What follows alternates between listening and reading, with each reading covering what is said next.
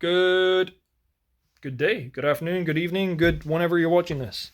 I just made a video about how to make your road bike, or if you got a bike with drop bars, a little bit more comfortable. So I'm going to do the same thing now for bikes with flat handlebars. Whoop, almost fallen over. The basis of this quick tip is that, oh, there we go, cinematographic lighting for the win. Got my cat's eye there. Right. So this is what I'm talking about when I say angle of the brakes. If you look down here, you will see that it's approximately kind of like a, if this is 0 and this is 90, it's kind of like a 45 degree off the handlebars. What you want when you're sat on the bike, let me show you, is, let me get that over there, put this down here. Hopefully this works okay. Now this bike isn't really my size, so this is actually probably going to be a good demonstration. Is that if you look at my hand, my wrist is kind of sits a bit cocked like this. Ideally, for this to be a bit more comfortable, I would want the brakes a little bit further forward, because what that means is there's kind of a straight line down my arm when I pull the brakes. What this means is that my hand, the structure of my hand, is behind the bars. If the brakes are too far forward and I have to be here, then it means if I brake hard, I might roll my wrist. Conversely, if they're too far up, see this on a lot of kids' bikes where you have to roll the brakes up to functionally shorten the distance from the brake to the saddle so that they can reach it, and then you roll it slightly further forward as they age. It's actually a good thing to do on kids' bikes because it means you can get a little bit more out of the bike without having to get the kid a new bike.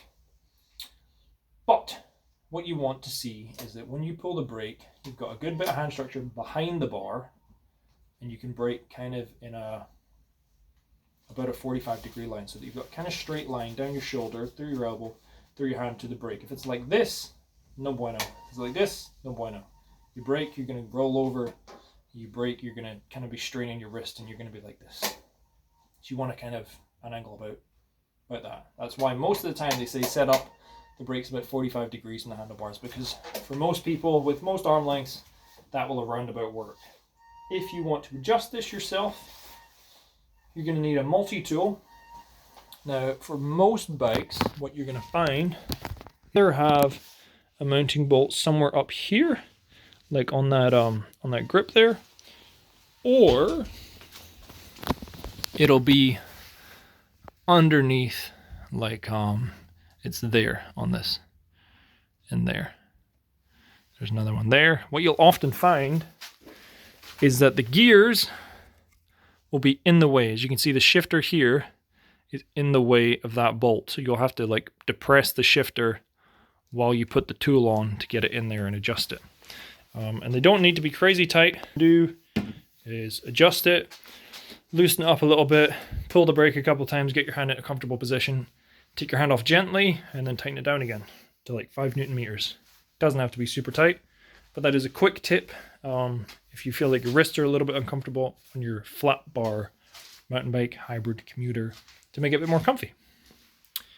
Hope that was useful, and if so, then share with your friends. Ride safe, and I'll see you next time.